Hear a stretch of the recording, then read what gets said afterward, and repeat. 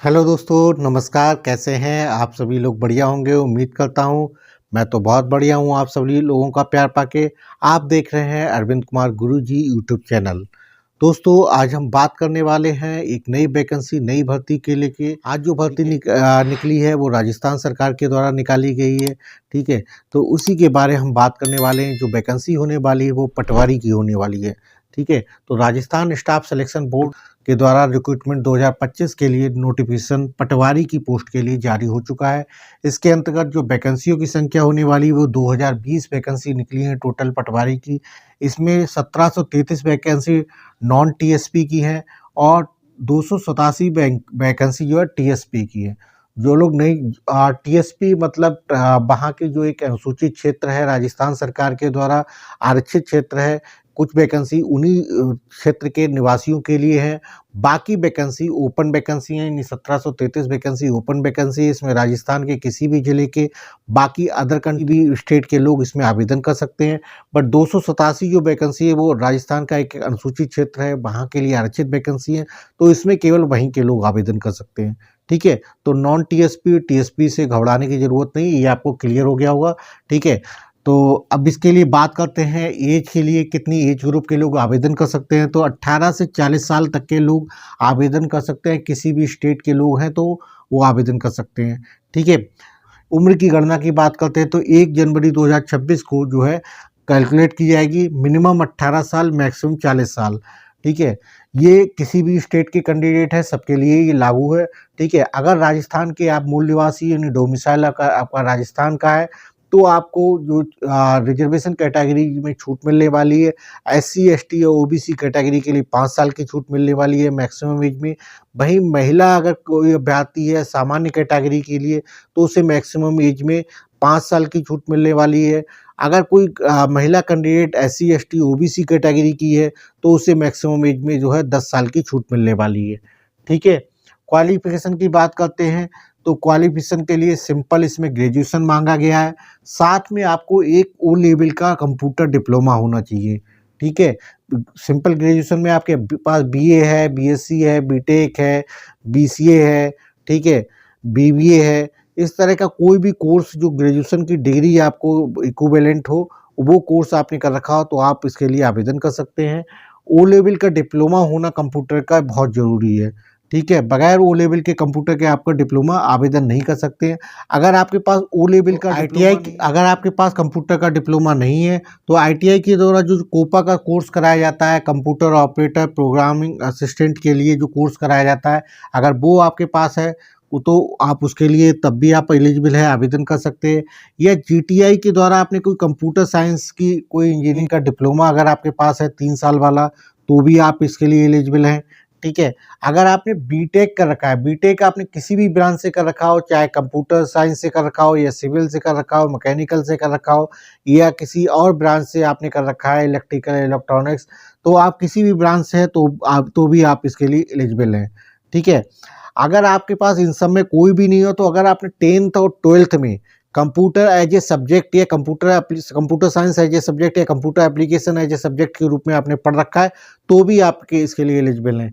ठीक है, तो ग्रेजुएशन के साथ इन्हें कंप्यूटर का एक डिप्लोमा जरूर चाहिए, चाहे वो सब्जेक्ट आपने हाई स्कूल या इंटर लेवल में पढ़ा हो या कोई सेपरेट आपने डिप्लोमा कर रखा हो, या अगर बीटेक है किसी भी ब्रांच से तो आप इसके लिए एलिजिबल हैं। तो अब आप लोगों के मन में क्वालिफिकेशन से रिलेटेड मुझे नहीं लगता कि इसमें कोई डाउट बचा होगा। बहुत से लोगों को क्वालिफिकेशन से रिलेटेड डाउट था, तो इसलिए मैंने इसको बहुत ज़्यादा विस्तार में आपको लोगों को बताया है। ठीक है, अब बात कर लेते हैं इसका सिलेक्शन प्रोसेस कैसे होने वाला। देखिए, सिलेक्शन प्रोसेस के लिए इसमें एक रिटन एग्जाम होने वाला है जिसमें 150 क्वेश्चंस आने वाले हैं और 150 क्वेश्चंस के जो प्रत्येक क्वेश्चन 2 नंबर का होगा तो टोटल मार्क जो होने वाले 300 नंबर का होने वाला है।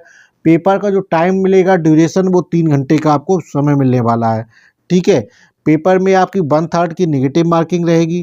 ठीक है, जो आपको ओएमआर सीट मिलेगी या जो कंप्यूटर पे ऑनलाइन टेस्ट होगा तो उसमें 5 विकल्प आपको मिलने वाले, A B C D E. प्रत्येक में से कोई भी एक विकल्प को अटेम्प्ट करना आपको जरूरी है।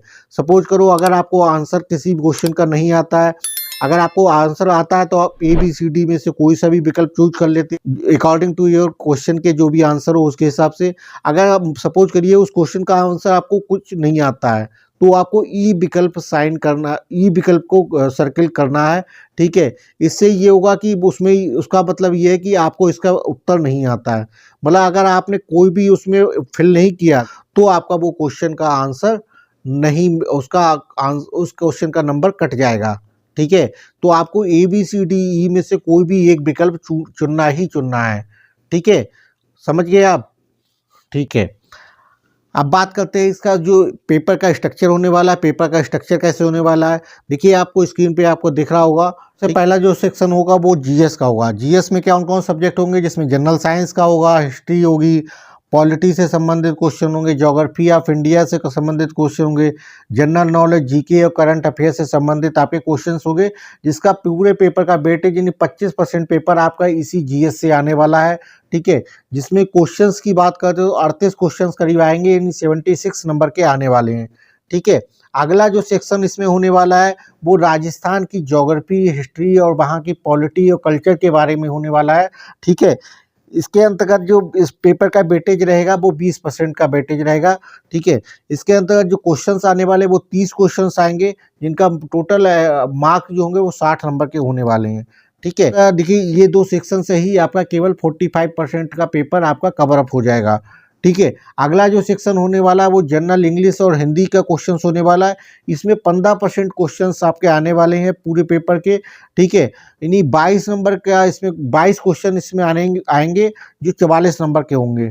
ठीक है, इसके बाद जो आएगा मेंटल एबिलिटी एंड रीजनिंग और बेसिक न्यूमेरिकल एफिशिएंसी के बारे में क्वेश्चंस आएंगे, यानी मैथ से संबंधित, रीजनिंग से संबंधित क्वेश्चंस आने वाले हैं।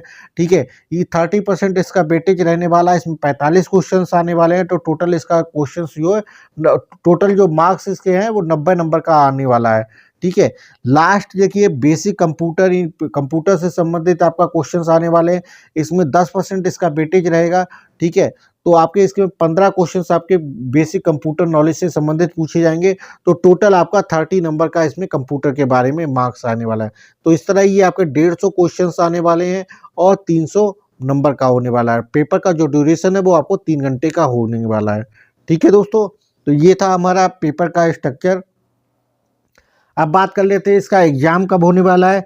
तो एग्ज़ाम के लिए देखिए 11 मई 2025 अभी इन्होंने डेट निर्धारित करी है कि अगर कोई भी समस्या नहीं आती है तो 11 मई 2025 को आपका इसका एग्ज़ाम हो जाएगा।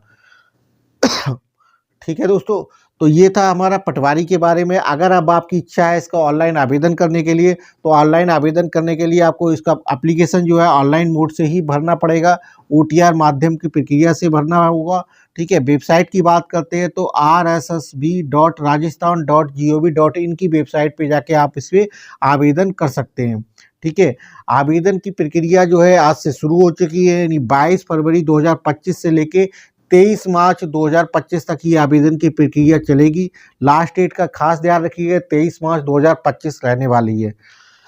ठीक है, अब बात करते हैं फीस के लिए। तो जनरल कैटेगरी के लोग या OBC कैटेगरी के या अदर स्टेट का कोई कैंडिडेट है तो उसके लिए जो फीस रहने वाली वो 600 रुपये रहने वाली है। ठीक है, OBC अगर नॉन क्रीमी लेयर कैटेगरी का है, SC कैटेगरी या ST कैटेगरी के लिए, तो उसके लिए फीस की रहने वाली 400 रुपये रहने वाली है। इसके साथ साथ में आप ध्यान रखिएगा, अगर आपके फार्म में भरते समय कोई त्रुटि हो जाती है तो करेक्शन का भी आपको मौका मिलेगा। तो करेक्शन के लिए जो चार्जेज आपको पे करने पड़ेंगे वो 300 रुपये आपको चार्जेस पे करने पड़ेंगे, फार्म में अगर कोई मिस्टेक हो जाती है तो उसको करेक्ट करने के लिए। तो ठीक है दोस्तों, तो ये था आज का हमारा विज्ञापन पटवारी के लिए राजस्थान स्टाफ सिलेक्शन बोर्ड के द्वारा जो निकला हुआ है। ठीक है, इसके बारे में हमने सारे इंपॉर्टेंट पॉइंट्स को कवर कर लिए। बात रही इसकी सिलेबस की, तो सिलेबस का लिंक आपको जो है डिस्क्रिप्शन बॉक्स में डाल दूंगा, आप वहाँ से डाउनलोड कर लीजिएगा। और इसके बारे में अगर आपके मन में कोई डाउट रह गया हो, कोई प्रश्न रह गया हो, तो आप प्लीज़ कमेंट करके पूछ लीजिएगा। और लास्ट में दोस्तों आप लोगों से एक ही आग्रह है कि इसको ज़्यादा से ज़्यादा लोगों तक आप इसको शेयर करिएगा, व्हाट्सएप ग्रुप और अपने दोस्तों के साथ में। ठीक है दोस्तों, और जो लोग मेरे वीडियो को पहली बार देख रहे हैं उन लोगों से फिर से आग्रह है कि प्लीज़ चैनल को सब्सक्राइब कर लीजिएगा। ठीक है, जिससे आपको भविष्य में जो भी नोटिफिकेशन आते हैं उनकी सूचना आप तक मिल सके। ठीक है दोस्तों, फिर मिलेंगे किसी और वीडियो में और भर्ती के विज्ञापन के साथ में। तब तक अपनी तैयारी दोस्त रखिए, ख्याल रखिए। Thank you.